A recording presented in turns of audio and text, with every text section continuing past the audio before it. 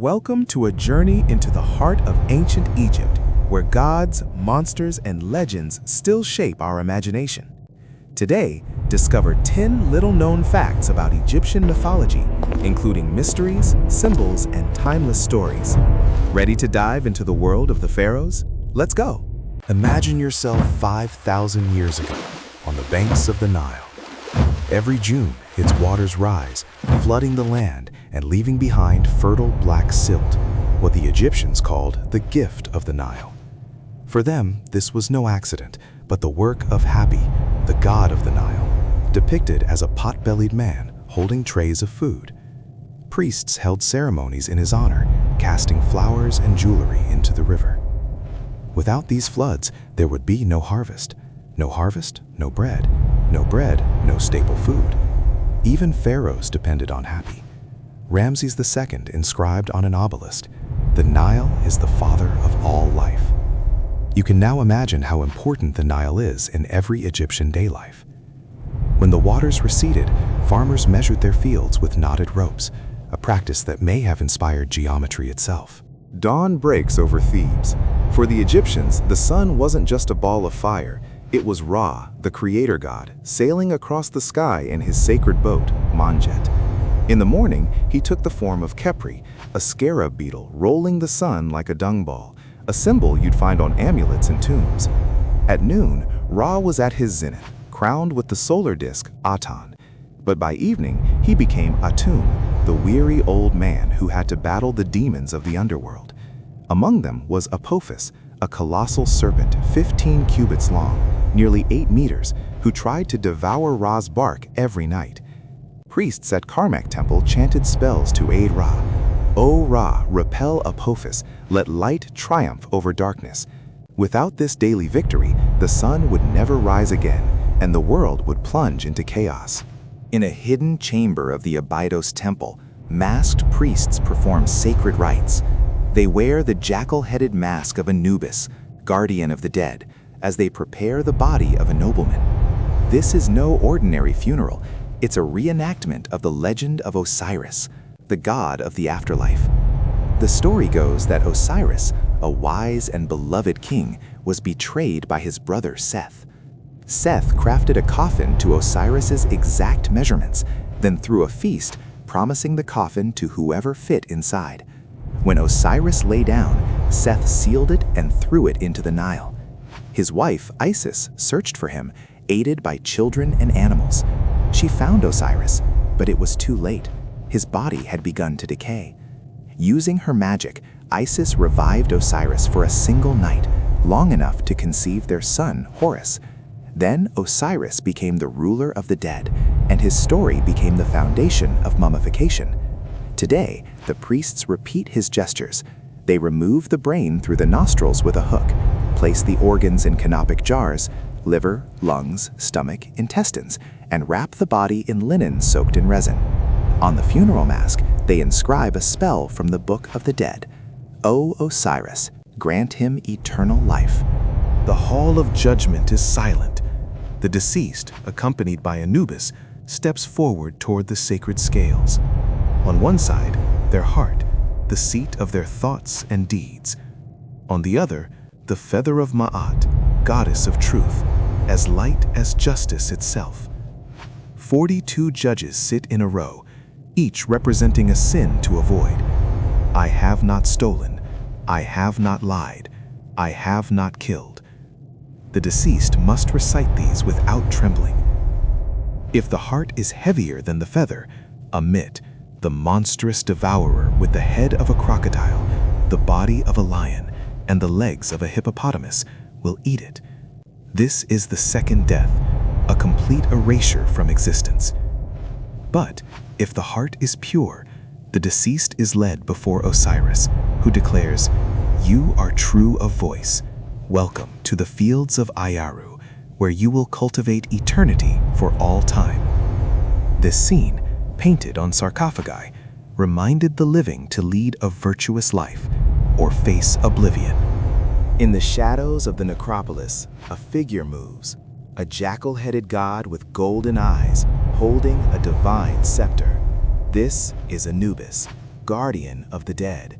His name means he who presides over the embalming chamber.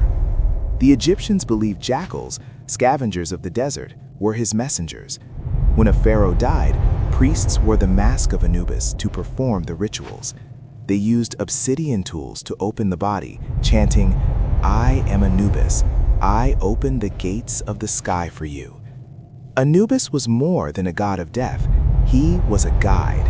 He accompanied souls through the duat, the underworld, ensuring that offerings, food, jewelry reached the deceased. Without him, the soul would wander forever, lost and hungry. In the tomb of Tutankhamun, a wooden statue of Anubis was placed near the sarcophagus as a final protector. A cat purrs in the temple of Bubastis.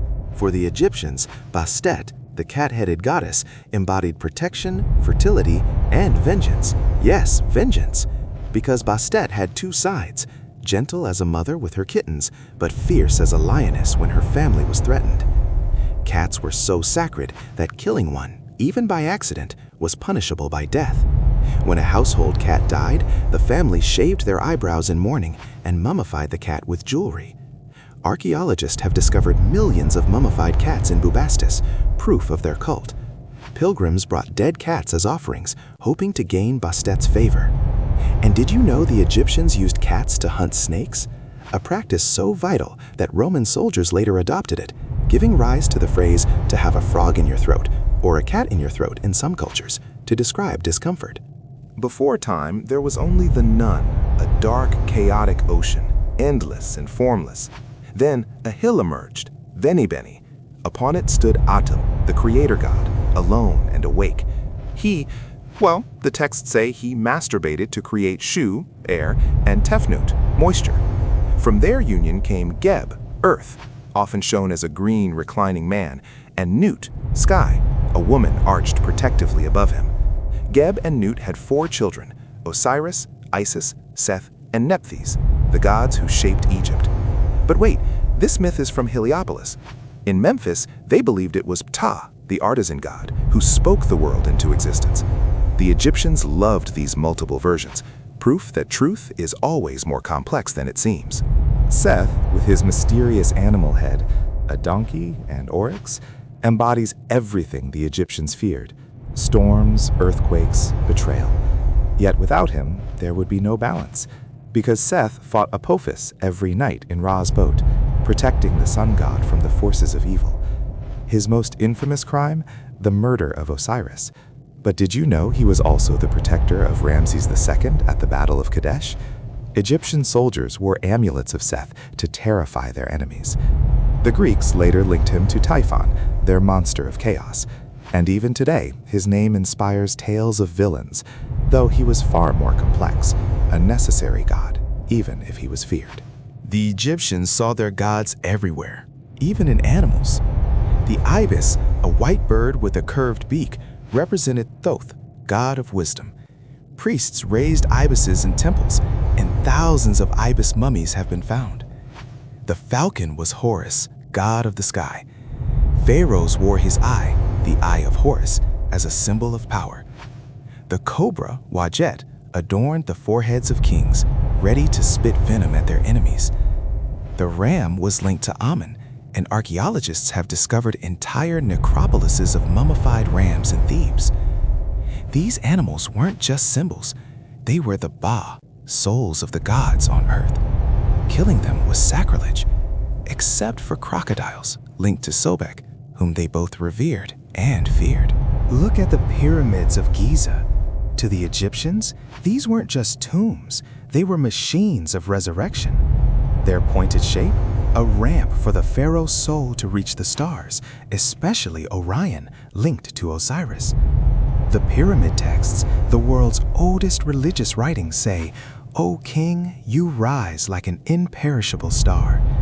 The inner corridors were aligned with specific stars, like Sirius, whose rising announced the Nile's floods. And did you know the Great Pyramid has relieving chambers, perhaps to lighten the king's symbolic weight toward the heavens? An architecture as brilliant as it is mystical, still fascinating us 4,500 years later. Egyptian mythology isn't just a collection of legends, it was a worldview where every detail, a flood, a cat, a star, had sacred meaning. These stories explained life, death, and even math. Today, their gods live on, in our museums, films, and even our language, a sphinx for a mystery, a colossus for something immense. So which anecdote is your favorite? Let us know in the comments. If you loved this journey, like, share, and subscribe for more fascinating stories.